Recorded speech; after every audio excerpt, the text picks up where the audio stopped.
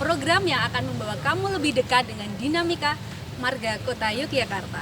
Saya Puput, host untuk acara kali ini. Jadi di episode perdana kali ini kita akan membahas topik yang sangat penting dan juga menarik, yaitu mengenai pemilihan umum, partisipasi pemuda atau pemilih pemula, dan peran media dalam menyampaikan informasi. Oke, tanpa berlama-lama langsung aja kita mulai.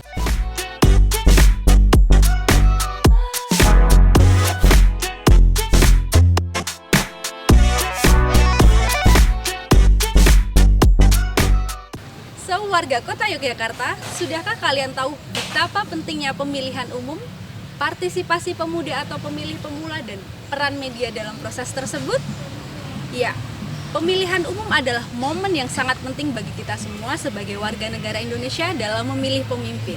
Namun, sudahkah kalian siap untuk menghadapinya dengan bijak?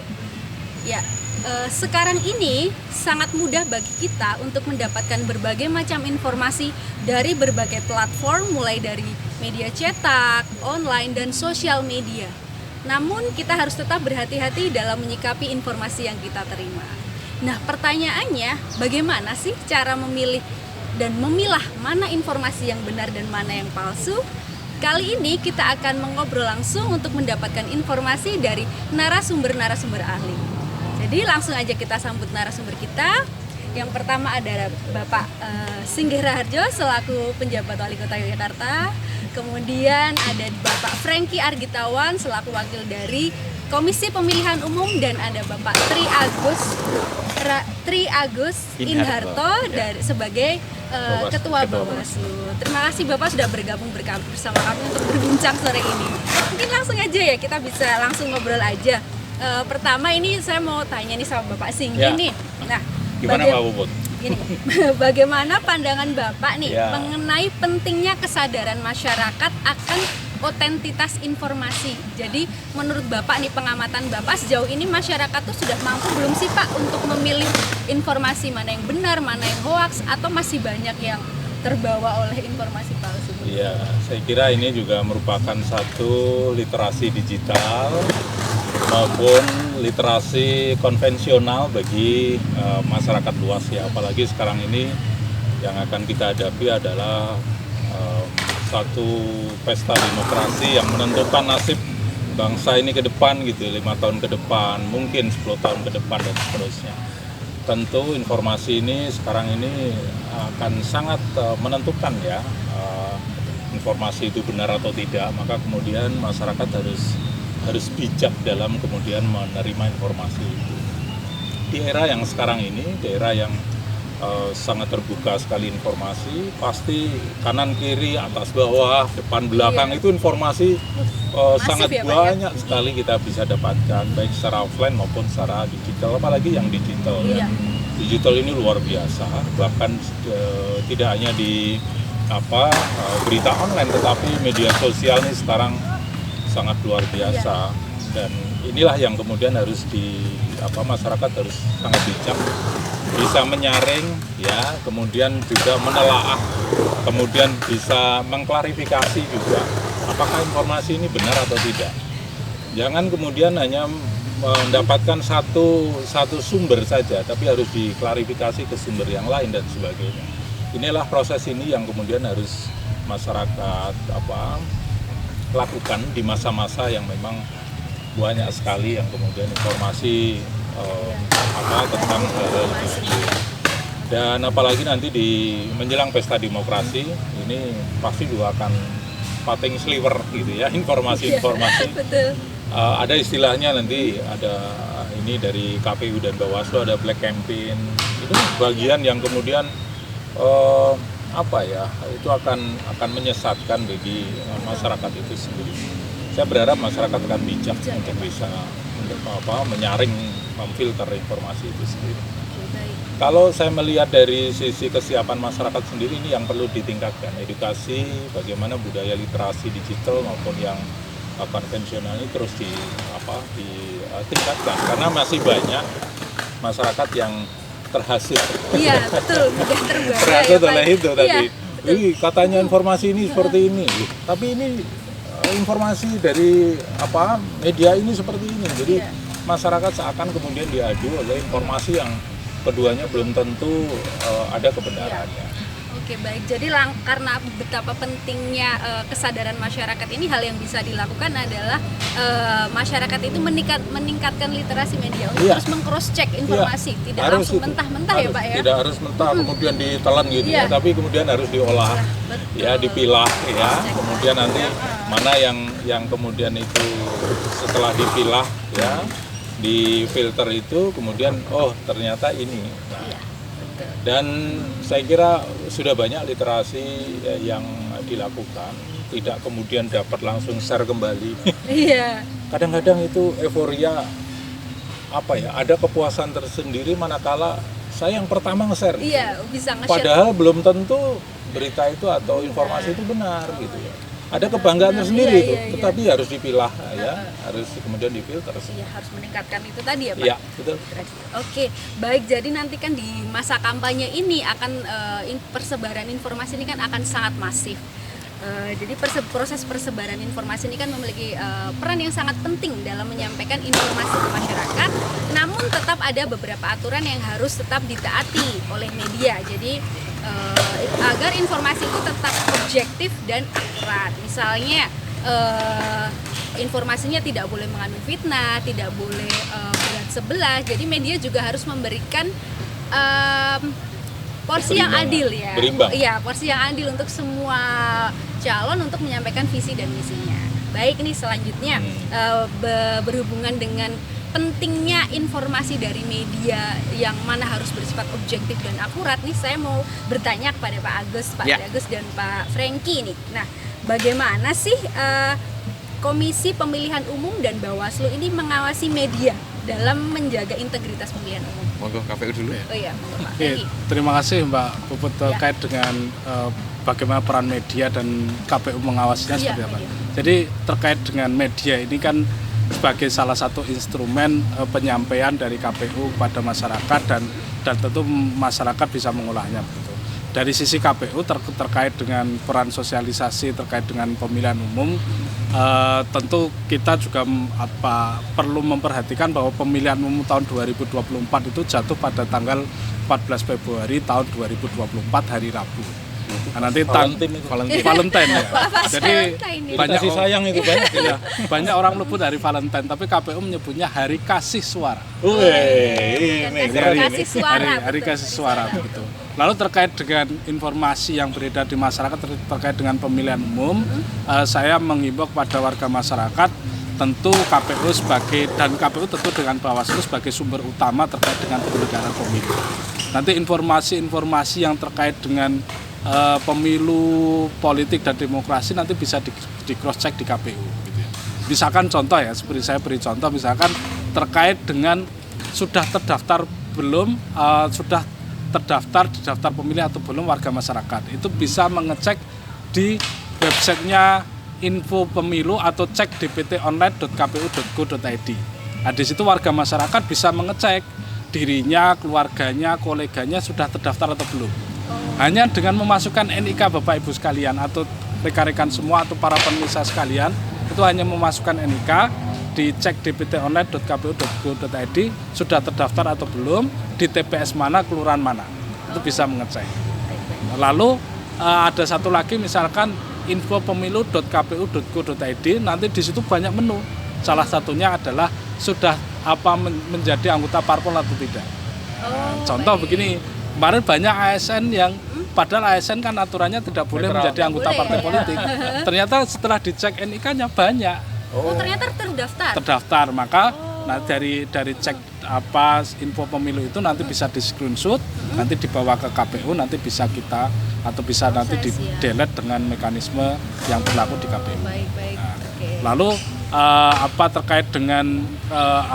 terkait dengan informasi pemilu nanti bisa dicek di kpu.go.id, nanti segala macam informasi tahapan pemilu ada di sana. Tentu dan saya kira peran media dan pemerintah daerah juga banyak begitu.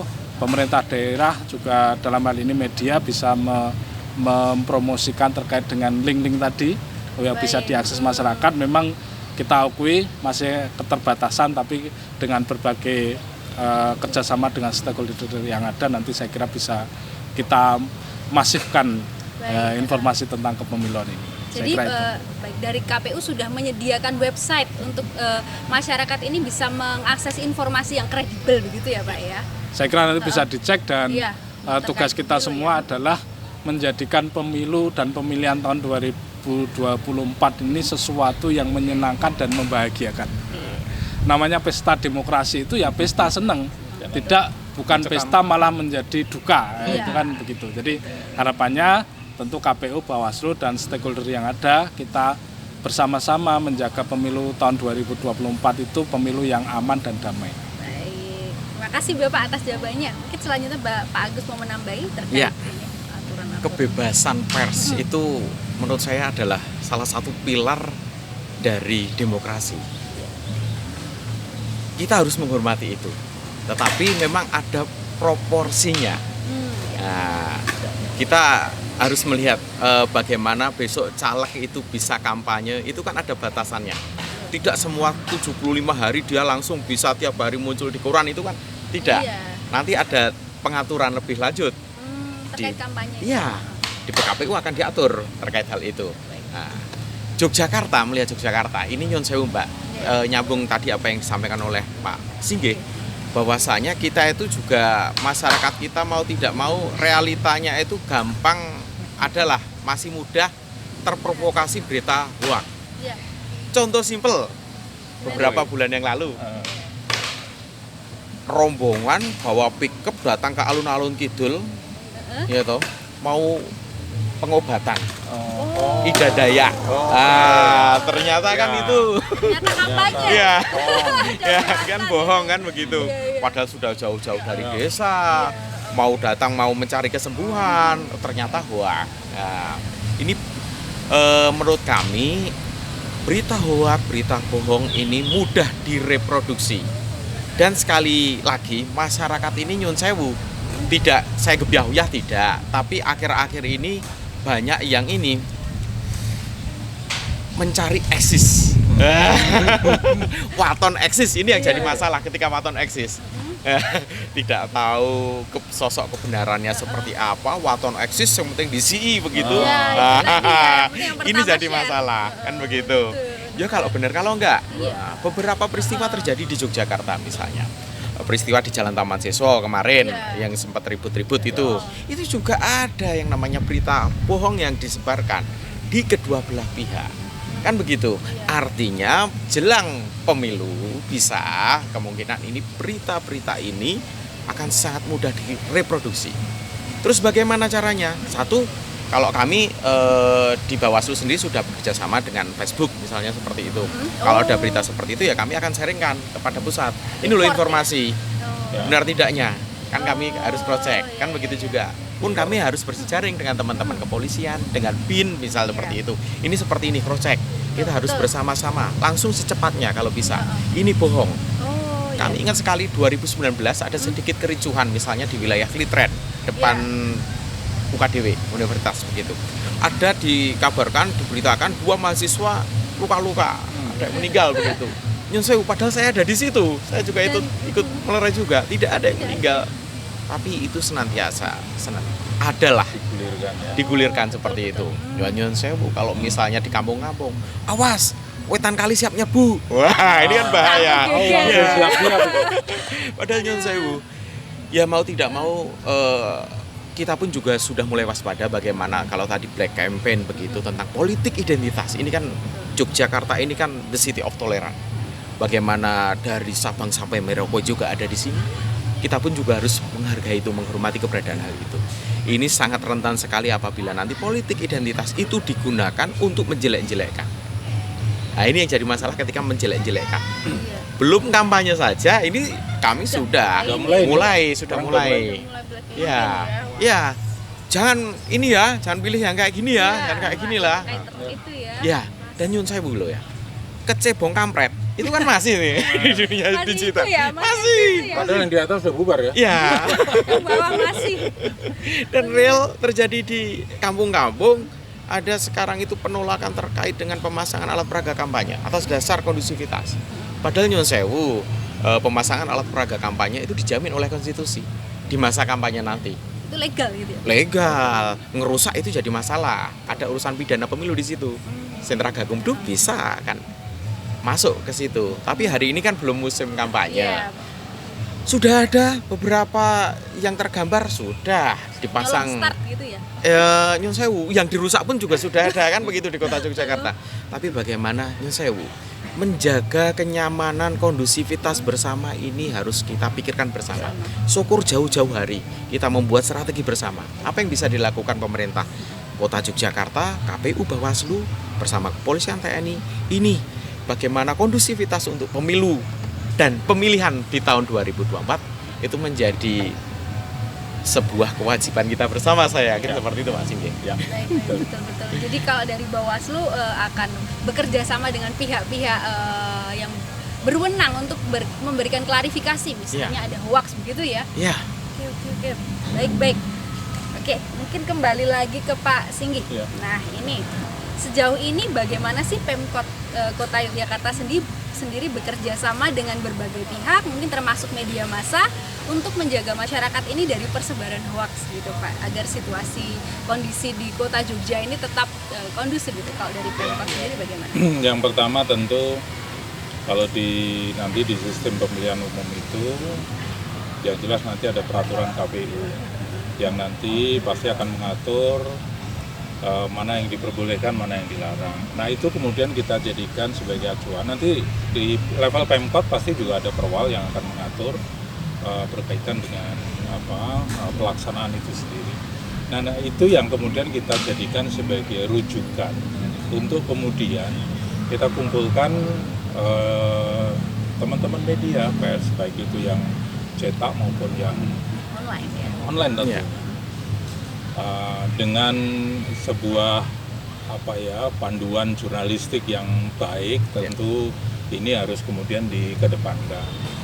Pers dijamin kebebasannya, tetapi tidak bebas, Tak terbatas ya? tak terbatas, tidak. Ada batasan-batasan yang kemudian harus dijaga secara bersama-sama, baik itu etika, ya, kemudian aturan sendiri maupun etika. Beretika bagaimana kita bermedia itu kan pasti ada. Nah, untuk kemudian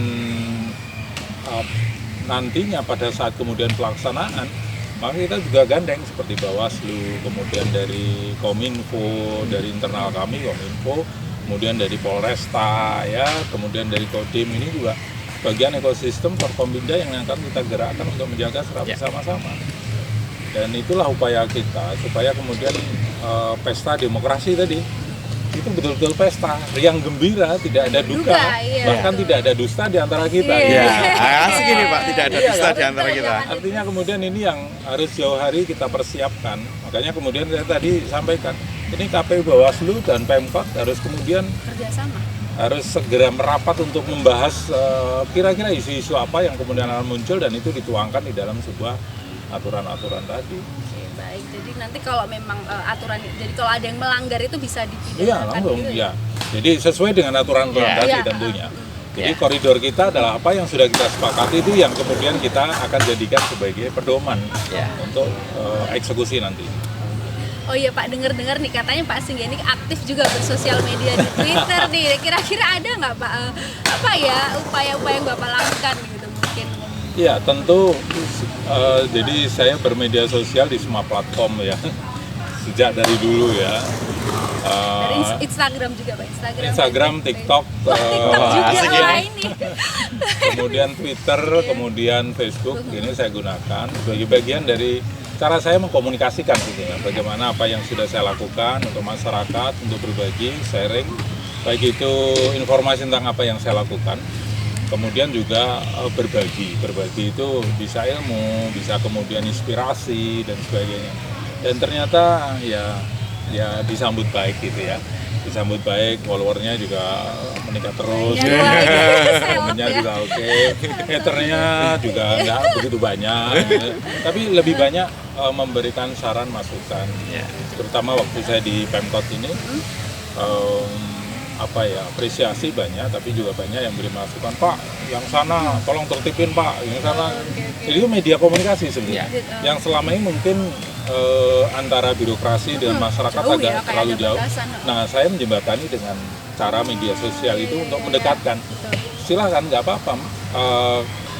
Memberikan masukan, keluhan ke saya langsung nggak apa-apa. Saya akan distribusikan itu ke OPD dan sebagainya. Jadi masyarakat bisa berinteraksi langsung nih ya Pak, Bisa, lewat sosial bisa, media. silakan. Bisa Pak. Akunnya atas nama Zinggi Raja. Zinggi pakai Z. Oh Zinggi, wah. Bagus sekali nih. Jadi buat masyarakat Kota Jogja, kalau ada aspirasi yang pengen disampaikan bisa mention ke Pak Zinggi. Oke. Oke, selanjutnya nih pertanyaan yang lebih menarik lagi. Jadi berbicara mengenai media kan seperti yang kita sebut ada media massa yang seperti koran yang sudah punya surat izin mendirikan media massa dan terdawan di Dewan Pers. Tapi ada juga media online dan sosial media di mana tadi itu setiap individu bahkan bisa mengelola akun dan website di mana mereka bisa memproduksi informasi dan kontennya sendiri, di mana kredibilitasnya masih harus dipertanyakan. Nah, ini bagaimana Bawaslu dan KPU ini menyikapi fenomena ini nih, terkait mungkin validasi informasinya atau apabila terjadi pelanggaran di sosial media tadi, apakah Bawaslu atau KPU sudah menyiapkan peraturan untuk itu? Ya. Kalau dari Bawaslu sendiri sudah memiliki mekanisme tata cara pengelolaan ini ya, pelaporan, temuan itu kan sudah ada. Artinya ketika, misalnya ada salah satu media, ini terbukti begitu.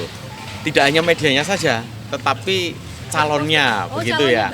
Calonnya itu dia kampanye misal mau mengganti Pancasila, misal seperti itu kan dia jadi. Atau tidak menggunakan politik identitas untuk menjelek-jelekkan lawannya. Ini ada pidana pemilunya. Artinya seperti itu, Bawaslu ada pelanggaran administratif, ada pidana pemilunya, dan kami bisa masuk. Secara administratif bisa kena, pidana pemilu juga bisa kena. Lah, terkait media, ini bisa ini misal mohon maaf ya, ada black campaign macam-macam. Apa yang bisa kita gunakan? Wah, ini melanggar hukum lainnya. Misal Undang-Undang ITE. Artinya kami akan berikan ini rekomendasi kami kepada kepolisian. Seperti itu. Kami pun bergerak dalam menangani pidana pemilu bersama kejaksaan dan kepolisian. Bareng-bareng. Kerjasama dengan memang seperti harus seperti itu. Kami jalan bareng kayak begitu. Nah, terkait dengan media-media memang jelas sudah kami pun tidak hanya santai begitu, tidak. Kami juga buat konten. Artinya juga kita harus memproduksi. Iya, mau di TikTok, mengimbangi di YouTube kayak gitu. Ini loh informasi yang benar seperti ini. Begitu. Kalau tadi nyambung misalnya, ini sedikit keluar ya, tapi nyambung dengan apa yang disampaikan oleh Pak Singgih tadi, bagaimana nanti bentuk perwal begitu, kami pun sudah membuat kajian-kajiannya ke depan. Artinya memang kalau berbicara kota Yogyakarta, Nyun Sewu, hanya 32 km persegi luasannya. Tapi pengalaman kami di tahun 2019 itu terdapat 19.600 sekian, yang lebih besar daripada Sleman. Capaiannya, penertibannya begitu dengan teman-teman Satpol PP. Artinya Nyun Sewu, kami senang ini sebuah pesta, tapi rawan tidak gesekan di masyarakat? Iya. Nah, ini kan menjadi penting. Dan mohon maaf, seperti yang saya sampaikan tadi, sudah ada beberapa kampung yang menolak. Iya. Dan kita realistis, masyarakat ini kan dipandang tahu akan hukum. Asas hukum fiksi begitu ya. Besok undang-undangnya itu dua loh Mbak. Ada undang-undang pemilu, ada undang pemilihan. Yang notabene-nya itu ada sanksi yang berbeda, diatur berbeda. Sedangkan itu dilakukan pada kurun waktu yang sama.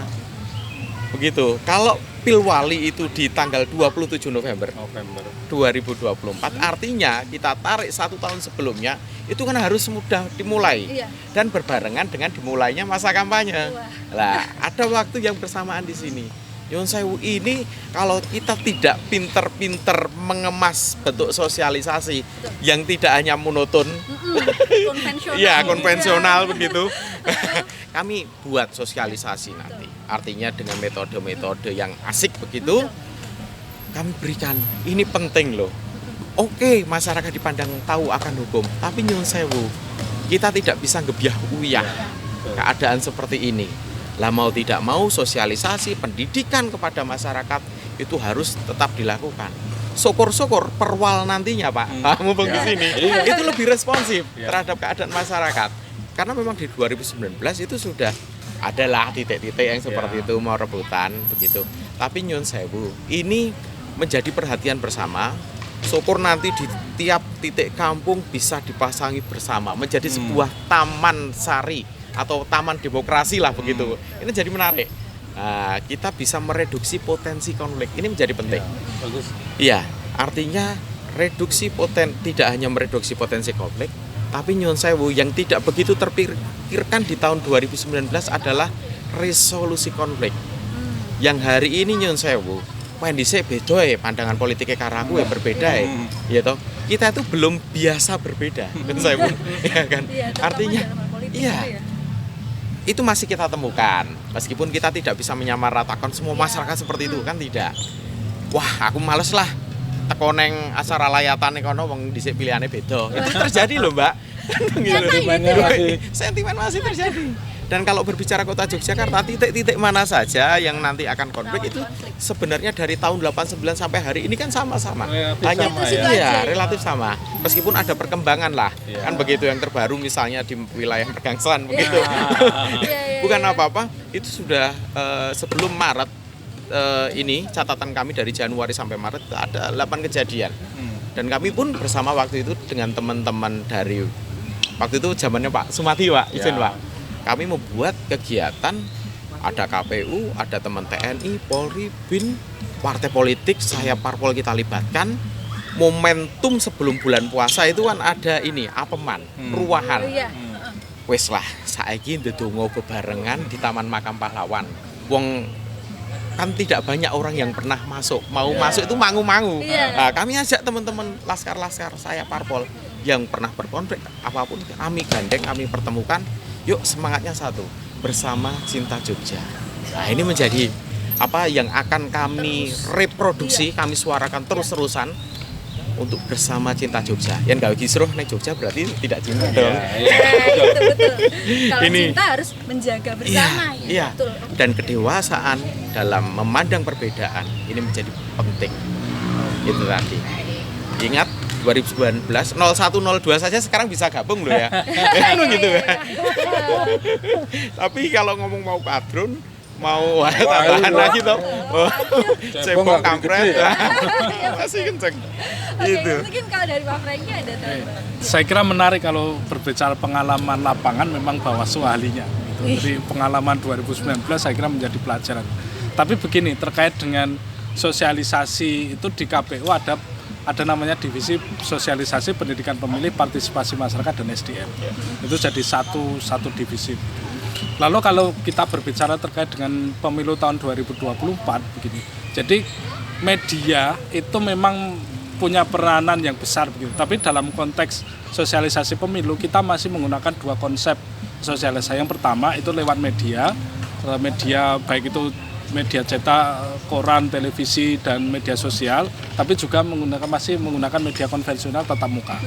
Nah, mengenai yang tatap muka ini mohon izin pada Pak PJ, bisa dua arah. Jadi nanti teman-teman di lingkup PPK di kecamatan maupun PPS di kelurahan itu ketika rakor atau rapat dengan pemangku wilayah itu dengan Pak Lurah, Pak Camat atau Pak Mantri dengan RT RW itu bagaimana pertemuan organik warga itu bisa dimasuki oleh KPU maupun Bawaslu untuk sosialisasi.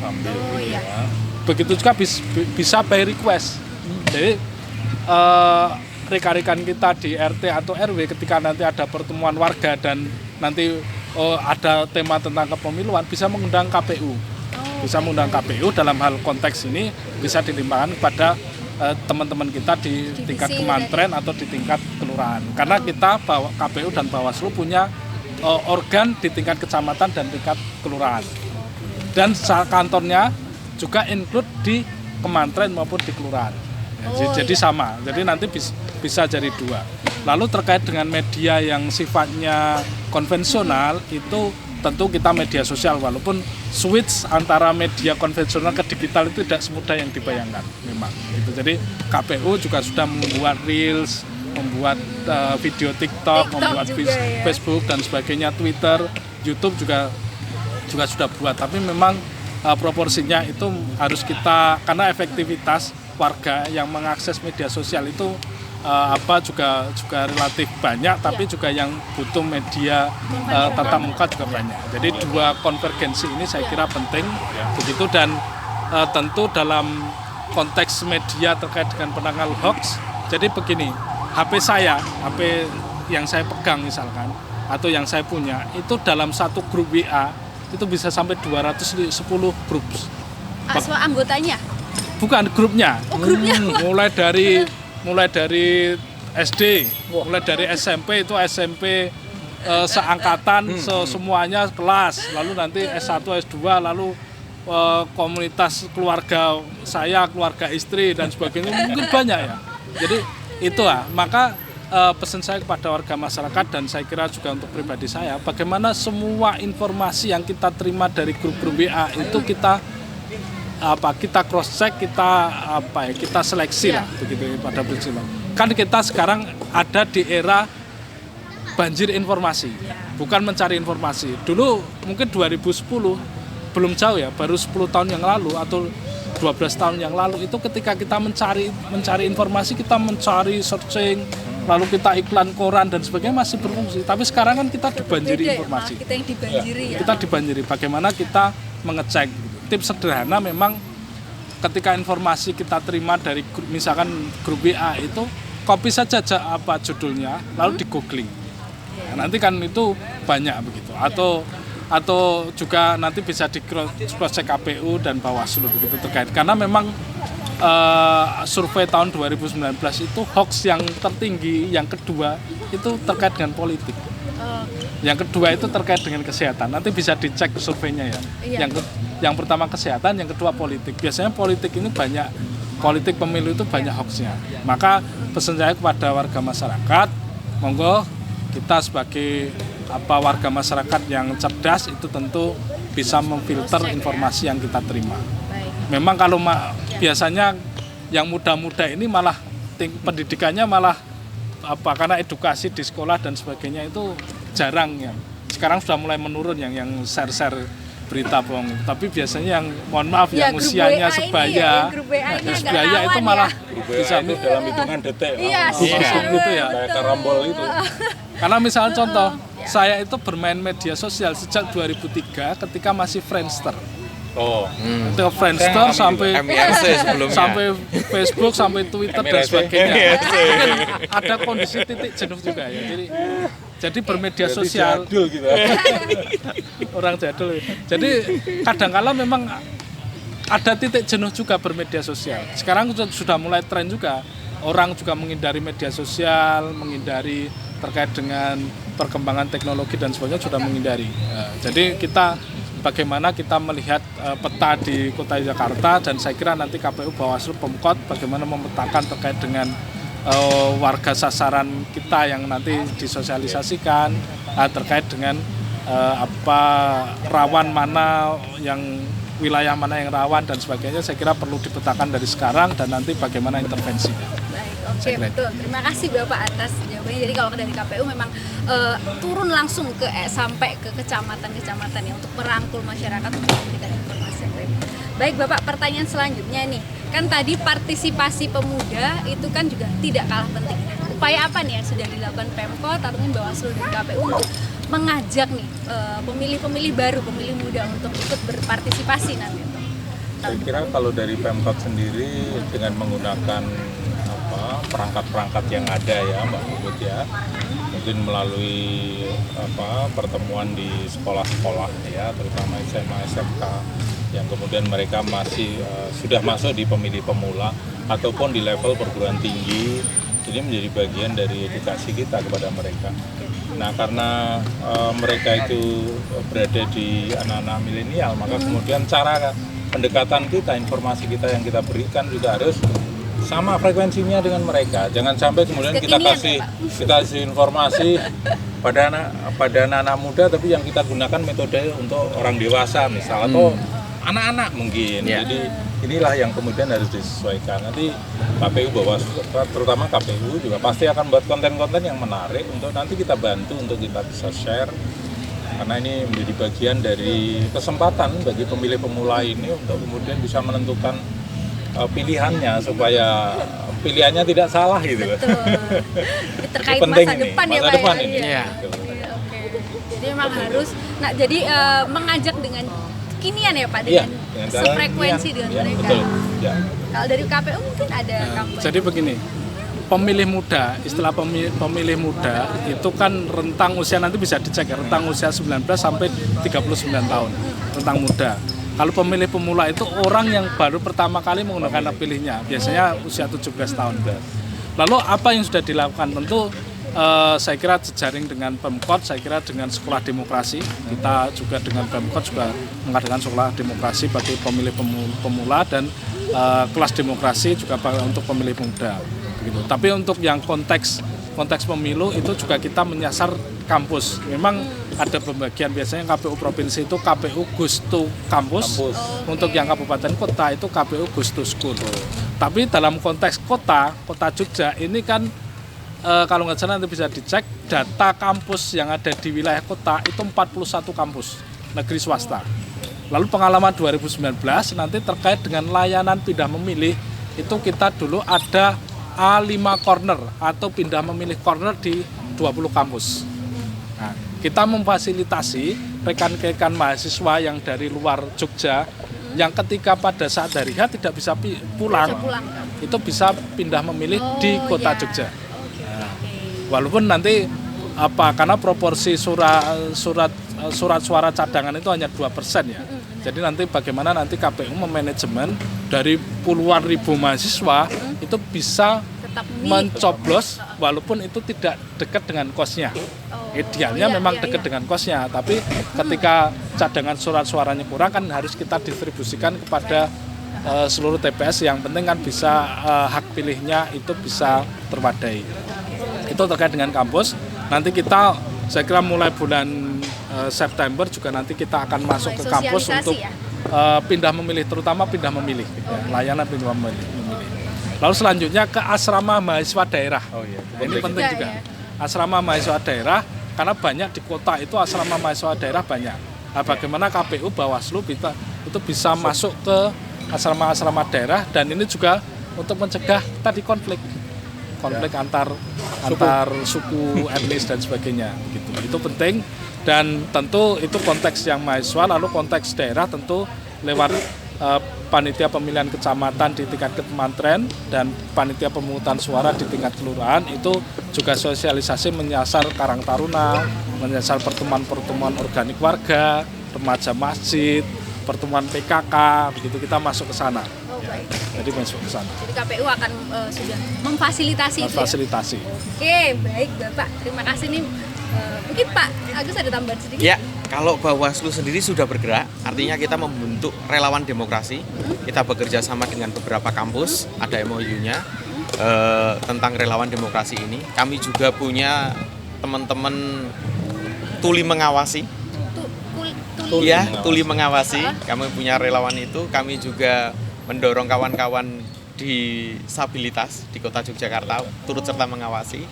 Terus juga kami membentuk di kampung-kampung, kalau dulu itu kami buat kelurahan ampuh. Hari ini kami lebih turunkan lagi menjadi pemuda ampuh.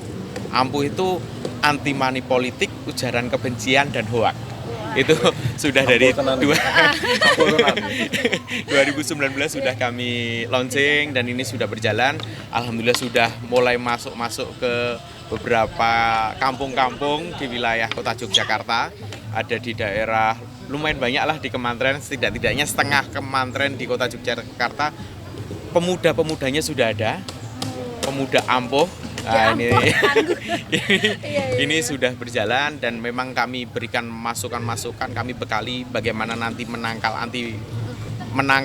politik uang, menangkal berita hoak ataupun politik identitas yang digunakan untuk menjelek-jelekan yang lainnya. Ini sudah kami punya mekanisme itu. Terus kami juga tetap simbol-simbol relawan demokrasi ini tetap akan kami perkuat. kelas demokrasi, sekolah demokrasi, kami juga turut serta bagaimana itu ada di Kota Yogyakarta bersama dengan Pemkot. Jadi kalau Bawaslu lebih ke membentuk relawan ya, dari relawan Ampuh tadi Iya. ya. Tinggal merawat. Bahkan bulu tangkis pun kami masukkan Wah, karena dari hobi. berbagai elemen Iya. pokoknya ya, nggak pandang bulu. Baik Bapak, ini pertanyaan terakhir nih. Iya. Nah, terakhir untuk Bapak-bapak, mungkin dari Pak Singgi dulu. Jadi ini pertanyaannya sama, apa saran dari Bapak-bapak ini untuk pada masyarakat Kota Yogyakarta dalam menghadapi pemilu tahun depan, mungkin ada saran-saran khusus?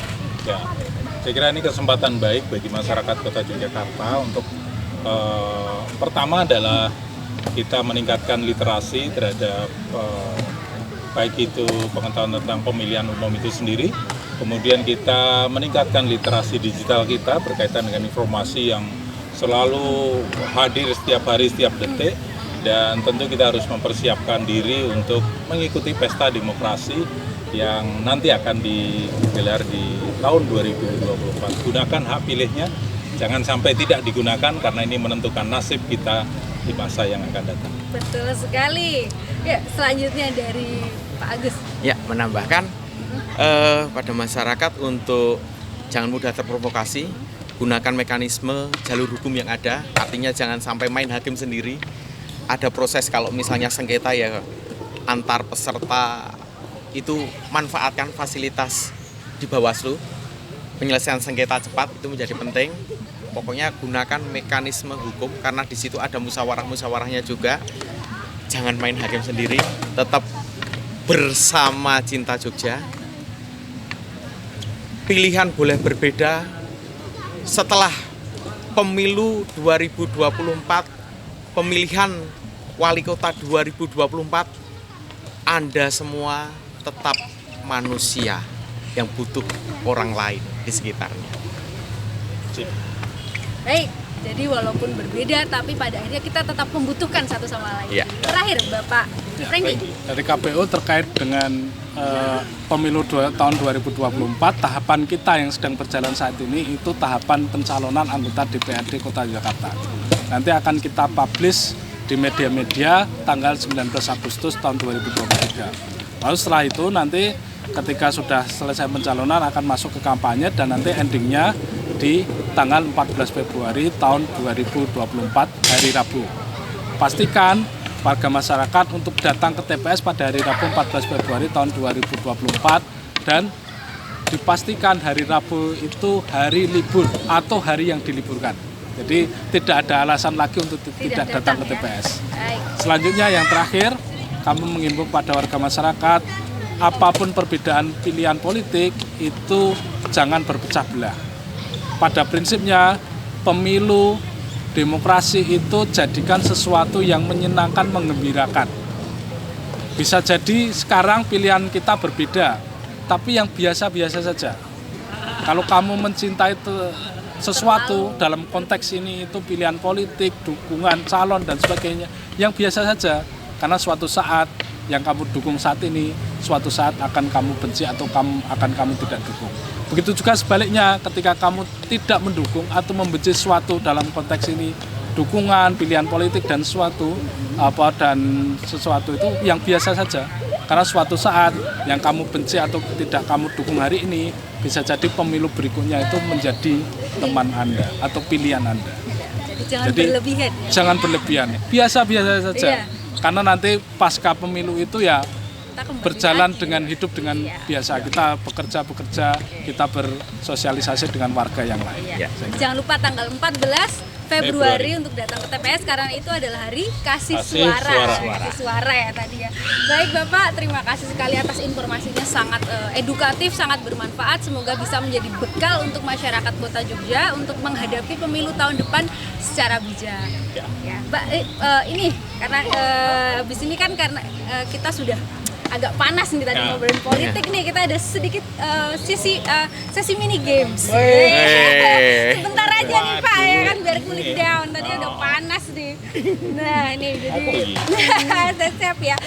Jadi ini ada 3 pertanyaan nih Pak dari Semanak GK nih. Perebutkan nih? Iya diperebutkan, nanti kita lihat juaranya siapa ini. Siap ya Pak, pertanyaan pertama nih Pak. Nih, apa yang mirip antara media sosial dan pemilihan umum? Suara. Suara. Kurang tepat, belum tepat. Ekspresi. Ekspresi. Hampir. Pak Franky mungkin. Apa yang mirip antara media sosial dan pemilihan umum? Seru. Hampir. Hampir. Jawabannya adalah keduanya bisa membuat suasana panas di masyarakat. Oke, pertanyaan kedua nih Pak. Oke, siap-siap ya Pak. Nih. Siapa yang selalu menang dalam pemilihan umum? Ayo, siapa ini? Ini agak sulit ini. Iya. Kotak suara. Kotak suara Pak Rakyat. Franky. Tim sukses. Tim sukses. Betul. Jadi yang pertama Pak Agus. Pak Agus dapat 1 poin. Lumayan ya Pak ya. Yang pertanyaan terakhir nih Pak. Tapi tujuannya untuk kesejahteraan rakyat, kan gitu. Tetap ya. Terakhir nih Pak. Nah sekarang nih, apa persamaan antara kampanye politik dan reality show? Ini apa nih, reality show dan kampanye politik? Penuh drama. Oke, penuh drama. Panggung. Panggung. Apa? Ekspresi, Mbak. Tafsirnya itu bisa Yes. berbeda. Untuk pertanyaan ketiga betul semua Pak. Yeay. Jadi Menangnya ini nih. tetap ya. Wah, karena Oke, jadi karena Pak Agus dapat 2 poin, jadi pemenangnya adalah Pak Agus. Dapat payung? Dapat Apa apa yang balon? nanti ditagih ke Mas Fajar ya. Oke. Ya, terima kasih Bapak Siap. sudah mau bergabung dengan mini games kita. Terima kasih juga bincang-bincangnya hari ini yang Sama-sama. sangat Ya. bermanfaat. Dari sini kami harap masyarakat Kota Yogyakarta bisa terus mengedukasi diri untuk terus menjaga integritas informasi yang diterima, Ya. untuk terus bisa meng-cross check informasi, apalagi nanti di tahun pemilu itu akan sangat banyak banjir informasi, jadi kita harus bijak. Kemudian jaga diri kita dari perpecahan, karena bagaimanapun juga kita tetap bersaudara. Kita semua tadi cinta Jogja. Bersama cinta Jogja. Bersama Sama cinta cinta Jogja. Oke, sekian episode kali ini. Sampai ketemu lagi di Semanak YK di episode selanjutnya, program yang akan membawa kamu lebih dekat dengan dinamika warga Kota Yogyakarta. Sampai jumpa di episode selanjutnya. Tetap semangat mengayomi Kota Yogyakarta.